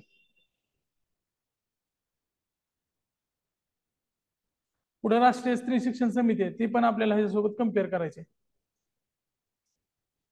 आता पुढे भारतीय शिक्षण आयोग 1964, दौलत सिंह कोठारी हे जे होते ते पंतप्रधानाचे वैज्ञानिक सल्लागार होते. तुम्हाला आयोग काय घडवल? शैक्षणिक सल्ला. मुद्द्यावर राहिला का? ठीक आहे. हा, मुदलियार माध्यमिक शिक्षण आहे 1952 आहे. विद्यापीठ शिक्षण झालं आता उलट आहे, माध्यमिक शिक्षण त्यानंतर आला 1952 लक्ष्मण स्वामी मुदलियार. आता तुम्हाला त्या गोष्टी कळल्या असतील, प्राथमिक माध्यमिकसाठी हंटर होता, विद्यापीठसाठी इकडं राधाकृष्णन होता, आणि मुदलियार हा माध्यमिकसाठी होता. एम वरनं तर लक्षात राहते, अशा बऱ्याच जणांच्या ट्रिक असतात. मुदलियार माध्यमिक, पण आपल्याला त्याच्या ज्या शिफारस आहेत त्या पण लक्षात ठेवायचे. मुदलियार माध्यमिक आणि मद्रास, मचा 3 ट्रँगल आहे, तर ते मद्रास विद्यापीठाचे माझे कुलगुरू होते. त्यांनी आता एक नवीन शिफारस सांगितली, 11वीचा वर्ग माध्यमिक शिक्षणाची आणि 12वीचा वर्ग विद्यापीठ शिक्षणाची जोडून टाक. म्हणजे जे शालेय शिक्षण आहे ते 11 वर्षाचं असलं पाहिजे. विद्यापीठ शिक्षणाविषयीचा जो आयोग होता तो काय म्हणला होता राधाकृष्णन, 12 वर्षाचं असलं पाहिजे शालेय शिक्षण, आणि विद्यापीठाचं शिक्षण त्यानंतर चालू झालं पाहिजे. आता सध्या 12वी नंतर आपण डिग्रीला जातोय ना, प्राथमिक शिक्षण 4 वर्षाचं असलं पाहिजे. त्या आधी जे हंटर होता तो म्हणला होता. ह्याच्यामध्ये यांनी काय सांगितलंय की 11वी पर्यंतच शालेय शिक्षण असलं पाहिजे, 12वीचा वर्ग तुम्ही डायरेक्ट विद्यापीठाला जोडून टाका, म्हणजे जे शालेय शिक्षण असेल ते 11 वर्षाचंच होईल आणि माध्यमिक शिक्षण असेल ते 7 वर्षाचं. आता त्यावेळेची जी कन्सेप्ट आहे ती वेगळ्या होत्या. आता सध्या प्राथमिक शिक्षण आहे ते 1ली ते 8वी, आणि पुढचं जे 4 वर्षाचं आहे ते माध्यमिक शिक्षण आहे. पण हे मोजताना यांनी कसे मला मोजवायचे, तर 1ली ते 4 प्राथमिक शिक्षण असं मोजत होते, आणि पुढं 5वी ते 12वी म्हणजे जे 7 वर्ष शिक्षण आहे त्याला माध्यमिक शिक्षण म्हणून मोजायचे. हा, 8 वर्षाचं मोजायचं माध्यमिक. नाही नाही, त्याच्यामध्ये कन्फ्युजन करू नका. सध्याची कंडिशन तुम्हाला सांगतो काय. बघा, सध्या कसं आहे, प्राथमिक आहे ते 1ली ते 8वी आहे, माध्यमिक जे आहे ते 9वी 10वी आहे सध्याचा, उच्च माध्यमिक आहे ते 11वी 12वी. तुमच्या सर्टिफिकेट वर पण बघा सेकंडरी आणि हायर सेकंडरी येते, 12वीला हायर सेकंडरी. आता ह्याच्यामध्ये काय कन्फ्युजन आहे, तर काही जण काय म्हणत होते प्राथमिक 4 वर्षाचं असलं पाहिजे, सार्जंट वगैरे, आणि माध्यमिक किती पाहिजे परत 5वी ते 12वी म्हणजे 8 वर्षाचं पाहिजे. बरोबर आहे का, दोन्ही मिळून 12 वर्ष. आता ह्यातला जो राधाकृष्णन म्हणला होता शालेय शिक्षण 12च असलं पाहिजे, आता हा काय म्हणतोय शालेय शिक्षण 11च असलं पाहिजे. मग ह्याने काय कन्सिडर केलंय, प्राथमिक 4 वर्ष आणि माध्यमिक 7 वर्ष, म्हणजे 4 आणि 7 किती होते 11वी. 11वी पर्यंत शालेय शिक्षण असलं पाहिजे. ह्याच्यामध्ये काय खोलवत जाऊ नका, समजलं नसलं तरी सोडून द्या, हे काय विचारलं जाणार नाही, पण हे कॅल्क्युलेशन सांगतोय. सध्या आपल्यासाठी एवढं महत्वाचं आहे. प्राथमिक म्हणलं तर 1ली ते 8वी, या सगळ्या गोष्टी चेंज होत होतो आल्या. सुरुवातीला 4 वर्ष प्राथमिक बघायचे, त्यानंतर माध्यमिक असायचं, कारण 4थी पर्यंतच बरेच जण शिकवायचे. जुनी 4थी, जुनी 7वी, जुनी मॅट्रिक, ह्या सगळ्या गोष्टी वेगळ्या होत्या. ते तर आपल्याला जायचं नाही, त्यामध्ये गेलं तर अजून अडकळून. 7वी पर्यंत असेल तर तुम्हाला सरकारी नोकरी चांगली मिळायची, आणि त्यावेळेस IAS IPS व्हायला सुद्धा तुम्ही पदवी ठेवू नका असं राधाकृष्णन म्हणत होता, कारण पदवी झालेली लोकच नव्हती त्यावेळेस. आता ढीग आहेत, त्यामुळं त्यावेळेस वेगळं होतं, आत्ताचं वेगळं. आता तलाठीला पण पदवी केली आपण, आणि PhD झालेला तिथं फॉर्म भरतोय. तर आता ते अंडर एज्युकेशन, अंडर एम्प्लॉयमेंट बऱ्याच ठिकाणी चालू आहे, पण त्यातनं कोरोनातले बॅचेस आलेले आहेत मध्ये. ह्याने परत काय सांगितलं, तर केंद्रीय तांत्रिक संस्था स्थापन करा आणि त्रिभाषा सूत्र वापरा. आता हे 2020च्या धोरणात पण आलेलं आहे, NEP 2020. त्यामध्ये राष्ट्रभाषा, परकीय भाषा आणि मातृभाषा असली पाहिजे.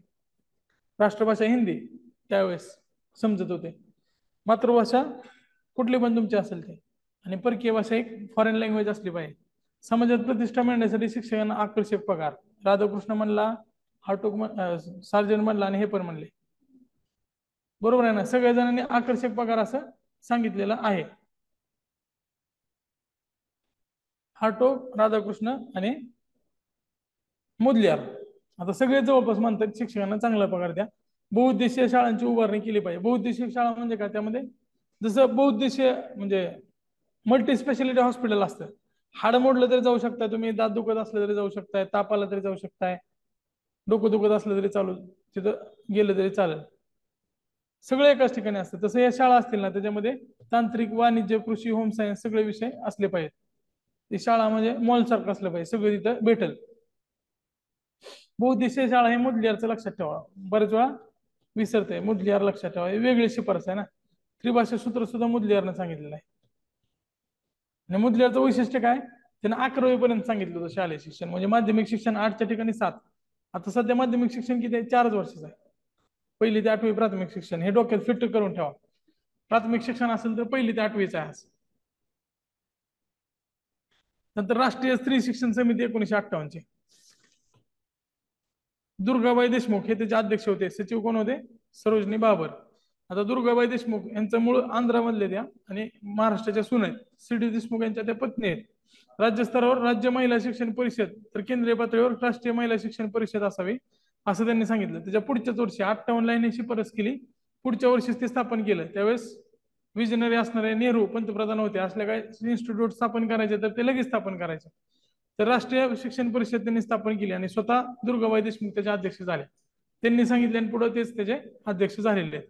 मुलींसाठी स्वतंत्र शाळा असली पाहिजे. शाळेत स्त्री शिक्षणाची नेमणूक केली पाहिजे. शाळेत जर स्त्री शिक्षक असेल तर त्यावेळेस मुली शाळेत जास्त अट्रॅक्टिव्ह होतील आणि ते कम्फर्टेबल पण राहतील शिकण्यासाठी. आधीचा काळ वेगळा होता, आताचा काळ वेगळा आहे. आधी मुलं मुली वेगळीकडे बसत होते, आता पण गावात बसतात. पण पुण्यामध्ये थोडं वेगळं झालेलं आहे आणि ते लिबरल वातावरण असलं पाहिजे. त्याच्यामध्ये डेव्हलपमेंट जरा जास्त होते. प्राथमिक स्तरावर मुली आणि मुली यांना समान अभ्यासक्रम आणि माध्यमिक स्तरावर मुलींसाठी वेगळा अभ्यासक्रम असला पाहिजे. आता ही सीएमसी परस कोणी केली होती? आधी राधाकृष्णांना काय सांगितलं होतं? मुलींसाठी वेगळा अभ्यासक्रम असावा. ह्यांनी काय सांगितलं की प्राथमिक स्तरावर त्यांना समान अभ्यासक्रम द्या आणि माध्यमिक स्तरावर वेगळा अभ्यासक्रम द्या. पण असं काही झालेलं नाहीये. वेगळा अभ्यासक्रम तयार केलेला नाही. एनसीईआरटीला हाय तो अभ्यासक्रम बदलायला वेळ नसतो. हे परत 2-2 अभ्यासक्रम, 2-2 पुस्तकं, परत त्यासाठी वेगळी शिक्षक, तर असं काय करण्यात आलेलं नव्हतं. मुलींसाठी माध्यान्ह भोजन आहार व्यवस्थेची सुरुवात करावी. त्याला परत लयच काळ गेला. काय काय राज्यांनी सुरू केलं होतं. 1995 पर्यंत ते MDM सुरू झालं नव्हतं. प्रौढ शिक्षणाचा विकास करण्यासाठी राष्ट्रीय शिक्षण मंडळ असावे असं पण त्यांनी सांगितलं होतं. स्पेसिफिक स्त्री शिक्षणावरची समिती होती. तसं याच्या प्रत्येक शिफारसी आपल्याला महत्वाच्या आहेत. त्यानंतर भारतीय शिक्षण आयोग 1964, DD दौलतसिंह कोठारे हे खूप महत्वाचे आहेत. DS कोठारे. तर दौलतसिंह कोठारे जे होते ते वैज्ञानिक सल्लागार होते. तुम्हाला गंडवू शकते शैक्षणिक सल्लागार सांगून. लक्षात ठेवा, वैज्ञानिकला स्ट्रेस द्या तुम्ही, ह्याला स्टार करून ठेवा. सचिव JP नाईक होते आणि मॅकडोवेल हे सहसचिव होते. JP नाईक सचिव आणि मॅकडोवेल सहसचिव. एकूण 17 सदस्य होते. त्याच्यामध्ये 5 देशाचे लोक होते. इंग्लंडचे होते, फ्रान्सचे होते, अमेरिकेचे होते, जपान आणि रशिया. ह्याच्यामध्ये बघा महायुद्धामध्ये जिंकलेले लोक आहेत ते. जपान, इंग्लंड, अमेरिका आणि रशिया. चीनच्या ऐवजी जपान आहे. किंवा तुम्ही असं पण लक्षात ठेवू शकताय, स्थायी सदस्य जपानच्या ऐवजी चीन. युनोचे स्थायी सदस्य, हा तसं पण लक्षात ठेवू शकताय. सदस्य 17 होत्या. सदस्य 17 होते. अहवाल 1966 मध्ये त्यांनी शिक्षण मंत्री MC छागला यांच्याकडे सुपूर्द केला होता. MC छागलाकडे. अहवालाचे नाव काय होते याच्यावर प्रश्न आलाय. एज्युकेशन अँड नॅशनल डेव्हलपमेंट, शिक्षण आणि राष्ट्रीय विकास. आता हा जो अहवाल आहे तो पुढच्या काळात म्हणजे त्यानंतर 68 ला पॉलिसी आली आणि पॉलिसीमध्ये बऱ्याच गोष्टी त्यातल्या अंमलबजावणी सुद्धा करण्यात आल्या. आणि नवीन एज्युकेशन पॉलिसी जोपर्यंत लागू होत नाही तोपर्यंत हे आता आपला बेंचमार्क आहे. सुरुवातीला जेवढं महत्व त्या उडच्या खाली त्याला आहे. त्यानंतर कोठारे आयोगाला आहे आणि जी आपली एज्युकेशन सिस्टीम आहे त्या कोठारे आयोगानुसार चालली पुढं. आणि सध्या आता मग नवीन एज्युकेशन पॉलिसी पर्यंत तशीच आहे. अजून ते अंमलात आणलेलं नाही. हिमाचलनं सुरुवात केली NEP राबवायची अंगणवाडी प्राथमिक स्तरावर, पण अजून आपण तर NEP सुरुवात केलेली नाहीये, ते लक्षात ठेवा. शिफारसी काय तर प्राथमिक माध्यमिक शिक्षण मातृभाषेत असले पाहिजे. कोठारीने सांगितलं. बालकाला 7 वर्षापर्यंत शिक्षण मोफत असावे. 7 वर्ष म्हणजे काय? 1ली ते 8वी. 1 ते 3 वर्षाचे पूर्व प्राथमिक शिक्षण असावे. 6 वर्षानंतर पहिल्या वर्गात प्रवेश द्यावा. आपण 6 वर्षानंतर 7व्या वर्षाच्या ज्यावेळेस होतो त्यावेळेस 1लीला टाकतो त्याला. IASच्या धर्तीवर IES म्हणजे इंडियन एज्युकेशन सर्व्हिसेसची स्थापना करण्यात यावी. शालेय शिक्षणात 50% शिक्षण हे व्यावसायिक असलं पाहिजे. ही महत्वाची शिफारस आहे. प्रतिबंध विद्यार्थी शिक्षकी पेशाकडे व्हावे त्यामुळे आकर्षित शिक्षकांचा पगार वाढवा. आता हे हार्टोकनं सांगितलेलं आहे, राधाकृष्णन सांगितलेलं आहे, मुदलियारनं सांगितलेलं आहे आणि कोठारेनं पण सांगितलेलं आहे. शिक्षकाचा पगार वाढवा हे 4 जणांनी सांगितलंय ना, तर ते एका ठिकाणी लिहून घ्या, तुमचं कन्फ्युजन नाही होणार. हार्टोकनं सांगितलं, राधाकृष्णन सांगितलं, मुदलियारनं सांगितलं आणि कोठारेनं पण सांगितलं. सगळ्यांचा जो त्यासाठीचा उद्देश होता तो सेमच होता की आकर्षक पगार असेल तर चांगली लोक येतील. प्रौढांना व्यावसायिक शिक्षणाची सुविधा देण्यात यावी. प्रौढांना व्यावसायिक शिक्षण देण्यात यावे. रात्रशाळा आणि महाविद्यालय सुरू करण्यात यावी, जेणेकरून जे काम करून शिकतायत त्यांना त्याची सोय होईल. रात्रशाळा हे पहिल्यांदा कोठारीने आणलेलं आहे. काही एक्सक्लुझिव्ह गोष्टी आहेत त्याच्यावर थेट प्रश्न येईल, वन लाईनर. रात्रशाळा कोणी सांगितलेलं आहे? कोठारीने. पदवीपर्यंत मातृभाषेत, तर पदव्युत्तर शिक्षणाचे माध्यम इंग्रजी भाषा असावी. आता मी पुढचे जे टेस्ट घेणार आहे ना तुम्हाला, ते असं फक्त लिहिणार आहे. त्याच्यामध्ये मी वर्ष टाकेल समिती शिक्षणाविषयी 1958 आणि त्याचे जे अध्यक्ष आहेत.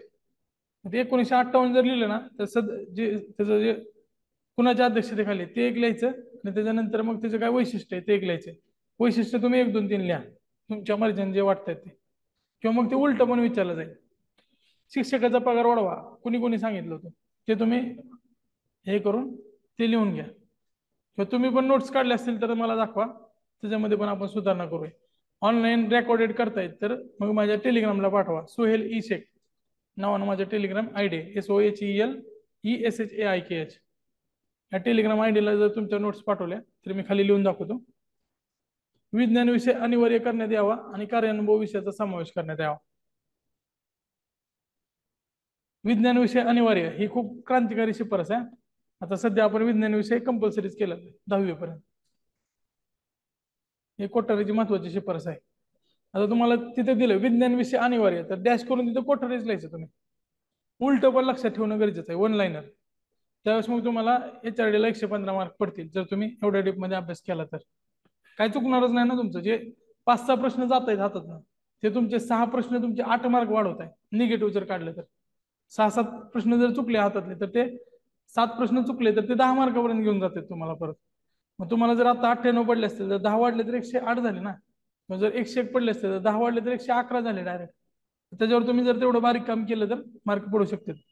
दुर्गम भागात काम करणाऱ्या शिक्षकांना खास भत्ता, ज्याप्रमाणे गडचिरोलीला आपण एक्स्ट्रा देतोय त्या पद्धतीने दुर्गम भागात जे शिक्षक वगैरे काम करतायत त्यांना तुम्ही खास भत्ता दिला पाहिजे. शिक्षणाचा आखरी बंद सध्यापर्यंत हाच आहे, 10+2+3. 10 म्हणजे काय तर हे शालेय, त्याच्यामध्ये प्राथमिक आणि माध्यमिक, 2 वर्षाचं उच्च माध्यमिक आणि 3 वर्षाची डिग्री. काय काय डिग्री अपवाद आहे, जे प्रोफेशनल डिग्रीज आहेत त्याच्यामध्ये ते 4 वर्षाचे आहेत, मेडिकल 4.5 वर्षाचे आहेत, तर हे वेगवेगळं आहे. देशभरात कृषी विद्यापीठाची स्थापना करावी. शालेय शिक्षण मंडळाची निर्मिती करण्यात यावी. राष्ट्रीय शालेय शिक्षण मंडळ. प्रज्ञाशोध परीक्षा हे स्टार करून लक्षात ठेवा. कोठारीने प्रज्ञाशोध परीक्षा सुरू करण्यात यावी असं सांगितलं होतं. आता अन्य शिफारसी काय तर CBSE पॅटर्न फक्त केंद्रीय विद्यालयात आणि नवोदय विद्यालय करता असावा. इतर शाळेत राज्य शिक्षण मंडळाचा अभ्यासक्रम शिकवला जावा. असं का तर राज्य शिक्षण आयोग जे त्या राज्याच्या गरजानुसार अभ्यासक्रम तयार करते. त्यांना माहित असते तिथे कुठल्या गोष्टीची गरज आहे.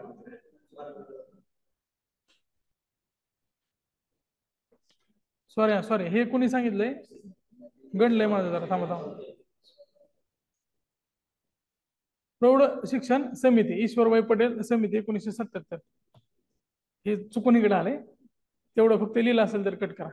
1968 शैक्षणिक धोरणाचा आढावा घेण्यासाठी ही समिती स्थापन करण्यात आली होती. आता आढावा समिती काय तर जे 1968 धोरण आलं होतं त्याच्याविषयी पुढे विचार करायचा आहे. एकच मिनिट थांबा.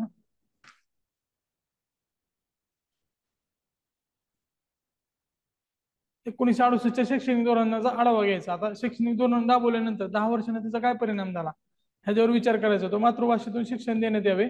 प्राथमिक स्तरावर पुस्तके आणि ग्रहपाठ नसला पाहिजे. प्राथमिक स्तरावर पुस्तके आणि ग्रहपाठ नसला पाहिजे. म्हणजे त्यावेळेस तुम्ही त्यांना फक्त तिथंच शिकवा जे काय असेल ते, हसत खेळत शिक्षण. शालेय शिक्षणात शारीरिक शिक्षण, नाटक, संगीत या सगळ्यांचा समावेश करावा. 9वी नंतर SUPW ह्याच्यावर प्रश्न आलाय, सोशली युजफुल प्रोडक्टिव्ह वर्क चा समावेश करावा, जे काम समाज उपयोगी असेल आणि विद्यार्थ्याच्या शैक्षणिक विकासात मदत करेल. आता जी NEP 2020 आहे ती काय सांगते तर 6वी पासूनच हे सुरू करा. NEP ने सांगितलं 6वी पासूनच सुरू करा. शालेय शिक्षणात 70% अभ्यासक्रम निवड केलेल्या विषयावर, 15% भाषांचा आणि 15% SUPW म्हणजे काय कार्यानुभव सारखा ते असला पाहिजे, जेणेकरून तुम्हाला पुढच्या तुमच्या प्रॅक्टिकल लाईफ मध्ये त्याचा उपयोग झाला पाहिजे.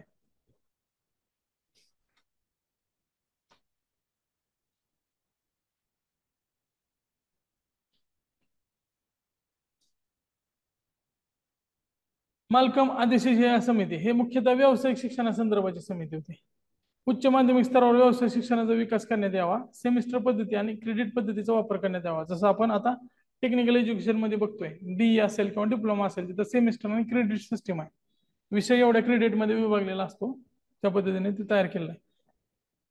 यशपाल समिती 1992 दोन यशपाल समिती आहेत. हा 1992 ती नंतरचे आपण त्याचं स्पेसिफिक सांगतो मी. 2008 आहे ना, तर ती उच्च शिक्षणासाठी 8 आता ही 92 जी आहे ना, ती शालेय शिक्षणासाठी होती. विद्यापीठ अनुदान आयोगाचे माजी अध्यक्ष आहेत. अहवाल 1992 दिला. लर्निंग विदाउट बर्डन, ओझे विना शिक्षण. जसं आपण वाचन प्रेरणा दिवस दिवशी फक्त करतोय school no school bag day, तसंच हे लर्निंग विदाउट बर्नर म्हणजे प्रत्येकाचं शिक्षण जे शालेय बॅग असेल त्याचं वजन नियंत्रित केलं पाहिजे, ते ठरवून दिलं पाहिजे, असं यशपालनं पहिल्यांदा सांगितलं होतं. शाळेमध्ये त्यांनी काय काय प्रमुख मुद्दे सांगितले की लवकर प्रवेश, स्टार्टिंग अर्ली, म्हणजे आपण सुरुवातीला KG वगैरे पासून सुरुवात करतोय. अभ्यासक्रम कशा पद्धतीने असला पाहिजे, साईज ऑफ स्कूल बॅग ह्याच्यावर त्यांनी व्यवस्थित लक्ष दिलं. जॉयलेस लर्निंग, आनंद विरहित शिक्षण होतंय, मग कसा आनंद आणता येईल त्यामध्ये. एक्झामिनेशन सिस्टीम कशी असली पाहिजे.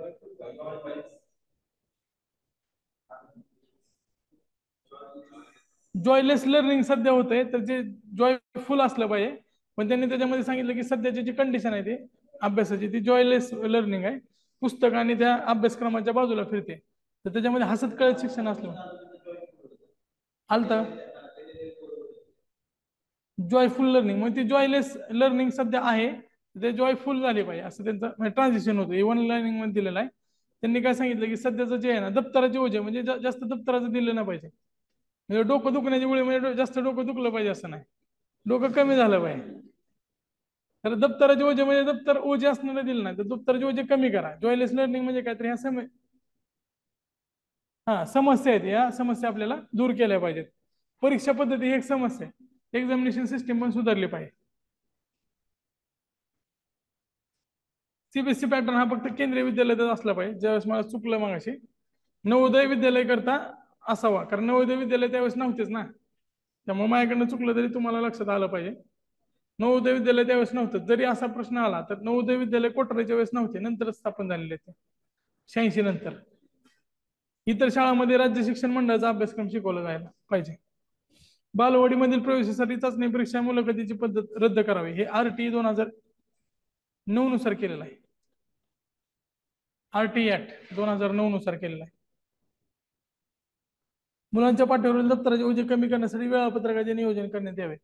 आपण शाळेत असताना ते दप्तर वेळापत्रकाप्रमाणे भरत होतो, एक एक्स्ट्रा वही असायची. माझ्यासारखे बरेच जण होते ते एकच वही घेऊन जायचे. हा का, सगळं विषय म्हणून एक पुस्तक आणि पुढच्या वेळेस मग दुसरं पुस्तक सेमिस्टर नुसार. मग ते एक चांगलं आहे. ओझं कमी करण्यासाठी ह्या गोष्टी चांगल्या आहेत. गाव तालुका जिल्हा पातळीवर शिक्षण समितीची निर्मिती करण्यात यावी, त्यांच्याकडे नियोजन आणि देखरेखी असेल. परत हे RT 2009 नुसार केलेलं आहे. शाळा व्यवस्थापन समिती 2009चा RT त्याच्यामध्ये केलेला आहे.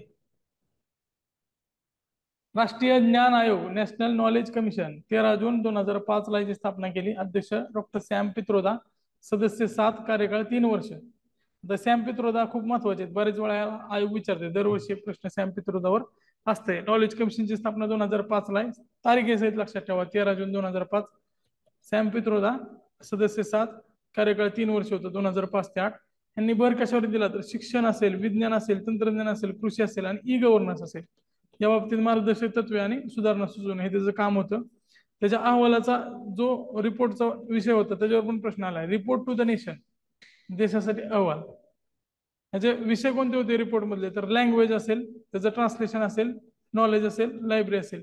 तर नॉलेज आणि लायब्ररी एकत्रित करा, लँग्वेज आणि ट्रान्सलेशन एकत्रित करा, म्हणजे तुम्हाला गट्ट्याने लक्षात राहतील. गव्हर्नन्स आणि नॅशनल पोर्टल ऑफ इंडिया एकत्रित करा, हे संबंधित आहेत ना एकमेकाच्या. तर 2-2च्या गट्ट्यात लक्षात ठेवा. लँग्वेज आणि ट्रान्सलेशन आहे, नॉलेज आणि लायब्ररी. नॉलेज लायब्ररीतून मिळतं ना, governance national portal of India मध्ये मिळणार आहे. भाषा भाषांतर, ज्ञान आणि ग्रंथालय, त्यासोबतच गव्हर्नन्स आणि पोर्टल हे एकत्रित लक्षात ठेवा. त्याचे 5 जे मुख्य क्षेत्र होते, फोकस एरियाज, ह्याच्यावर पण प्रश्न आलाय. बघा, सुरुवातीला काय गरजेचं आहे, पहिल्यांदा ऍक्सेस टू नॉलेज गरजेचं आहे. नॉलेजचे कन्सेप्ट कळणं गरजेचं आहे. त्यानंतर कन्सेप्ट समजले तर तुम्ही नॉलेज मधून काय तर क्रिएट करू शकताय. क्रिएट केल्यानंतर त्याचं अप्लाय करू शकताय. अप्लाय केल्यानंतर त्याचं डेव्हलपमेंट, बेटर नॉलेज सर्व्हिसेस, ज्या ज्ञानसेवा आहेत त्या अधिक बळकट करता येतील. समजतंय? ते क्रमानं लक्षात ठेवा. शिफारसी काय तर पहिलीपासून इंग्रजी विषयाचा समावेश करण्यात यावा. शेती उद्योग क्षेत्रात इनोव्हेटिव्ह उपक्रमांना प्रोत्साहन दिले पाहिजे. बौद्धिक संपदा क्षेत्रात कार्य असलेल्या संस्थांमध्ये सुसूत्रता आणावी, त्यात सुधारणा आणि विकास करावा. कारण इकडे वेगळाच प्रयोग चालू आहे. जर तुम्ही एकमेकाला नॉलेजचं देवाणघेवाण केलं, जसं आपण आयुका वगैरे स्थापन केलेला आहे किंवा आयकार स्थापन केलेला आहे, एक सेंट्रलाइज संस्था असेल जे या सगळ्या डेव्हलपमेंटमध्ये, रिसोर्सेसमध्ये आणि काही शोध लागतात त्याच्यामध्ये सुसूत्रता आणेल.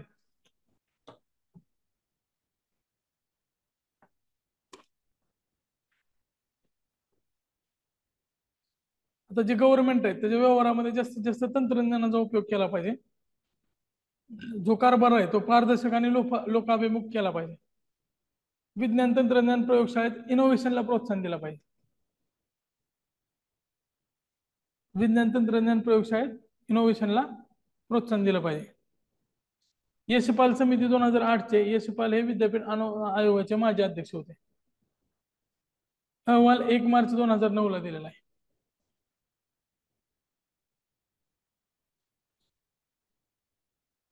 तर आधीची यशपाल समिती जी होती ती कशासाठी होती? शालेय शिक्षणासाठी होती, ओझा रहित शिल्लक शिक्षण. आणि त्यामुळं ते लक्षात ठेवा. आता यशपाल समिती 2008 ची ती, त्यांनी अहवाल 2009 ला दिला. अहवालाचा विषय काय होता? Renovation rejuvenation of higher education in India. ही खास हे पुनर्निर्माण, पुनर्मांडणी आणि त्याचं काय तर पुनरुत्थान या सगळ्या गोष्टीसाठी करायचं. पण कोणाचं करायचंय? हायर एज्युकेशनचं करायचंय. तर जी नंतरची समिती ती उच्च शिक्षणाची, आधीची समिती जी शालेय शिक्षणासाठी. त्यावेळी जे शालेय शिक्षणात असणारी मुलं असतील त्या शिफारसीनंतर ते आता उच्च शिक्षणात पण गेले असतील. 92 ला त्यांनी स्थापन केले आणि परत हे जवळपास पुढच्या 18-19 वर्षानंतर 2008 ला आली, ज्याने अहवाल 2009 ला दिलेला आहे. त्या जी जुनी समिती आहे त्यांनी अहवाल त्याच वर्षी दिलेला आहे. 1992 करा, पुढच्या वर्षी आहे. 92-93 जुनीने पुढच्या वर्षी दिलेला आहे.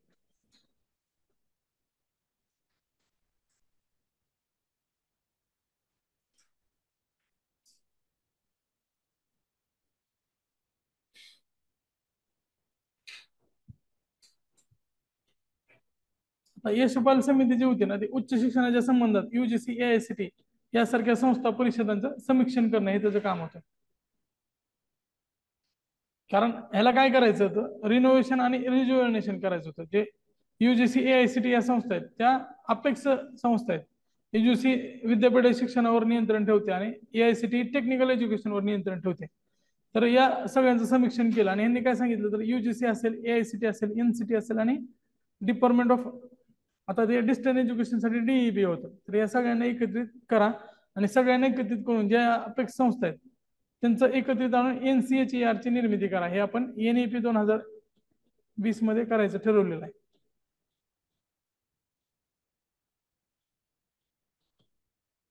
आणि ह्याला घटनात्मक दर्जा दिला, हे असं ठरवलेलं नाही अजून. घटनात्मक दर्जा द्यायचा असा काही विचार आपला अजून नाही आहे.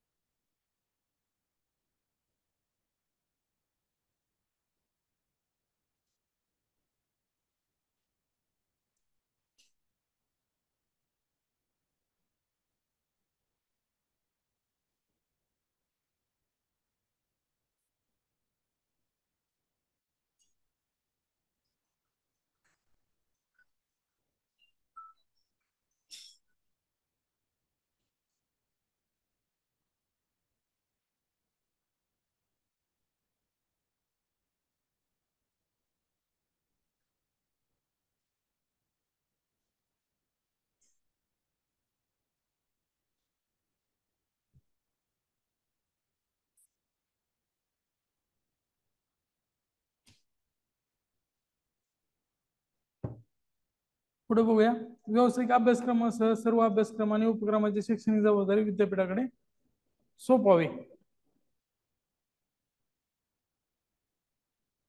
आता कसं आहे, वेगवेगळ्या गोष्टी आहेत. जर डिप्लोमा असेल तर व्यावसायिक अभ्यासक्रम MSBT कडे आहे. जर तुमचं जर मेडिकल असेल तर ते आपल्या मेडिकलसाठी आरोग्य विज्ञान विद्यापीठ वेगळं आहे. तर ही सगळी जबाबदारी विद्यापीठाकडे असली पाहिजे. AICT आणि NCT जे आहे ना, national commission on teachers education, जे D.Ed कॉलेज आहेत, B.Ed M.Ed कॉलेज आहेत ते किंवा B.Ped कॉलेज आहेत ते NCT अंडर येतात, AICTच्या नाही. तर असं AICT NCT इत्यादी व्यावसायिक मंडळाचे शैक्षणिक अधिकार विद्यापीठाकडे सोपं, म्हणजे काय होईल, सेंट्रलायझेशन होईल पॉवरचं. देशातील सर्वोत्तम 1500 विद्यालयाची निवड करून त्यांना विद्यापीठाचा दर्जा बहाल करण्यात यावा, असं केलंय आता बऱ्याच विद्यापीठांना.